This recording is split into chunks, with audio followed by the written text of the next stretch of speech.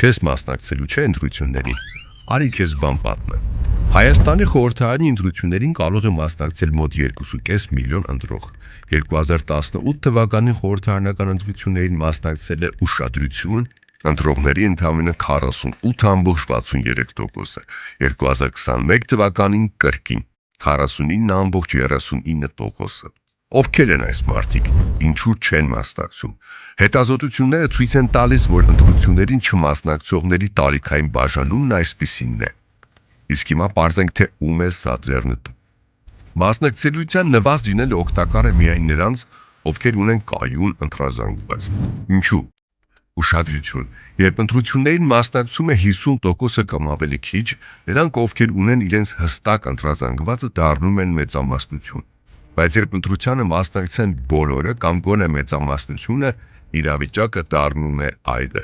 Իսկ ովքեր ունեն հստակ ընտրազանգված։ Օլիգարխիան, օրվա իշխանությունը, ազդեցություն ունեցող մարդիկ։ Նրանք ևս գիտակցում են այս պարզ իրողությունը ընտրություններին, որքան քիչ մասնակից, այնքան մեծ հնարավորություններ իրենց համար։ Ուստի պետք է այնպես անել, որ մարդիկ զզվեն ու չմասնակցեն ընտրությանը։ Ու բնականաբար հորինվում են տարածվող խոսույթներ, որոնք աջակցում են հիասթափությանը։ Ինչ անել այս ամենը հասկանալուց հետո։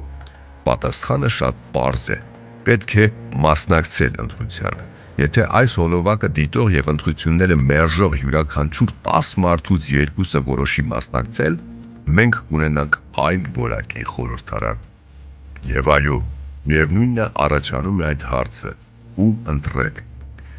Այն ուժերը, որոնք առաջ մղում են արժեքներով, ազնիվ գաղափարներով եւ երկրի նկատմամբ պատասխանատվությամբ, հաճախ չեն հաղթահարում անցողիկ շեմը։ Եթե հաղթահարեն, մենք ունենանք բազմաբևեռ խորհրդարան, որտեղ խաղի կանոնները կփոխվեն։ Մղձավանջը ավարտվում է, երբ արթնանում ես։ Մի թող, որ այլոք օգտագործեն քո ձայնը, մասնակցիր ու ինքդ ընտրիր։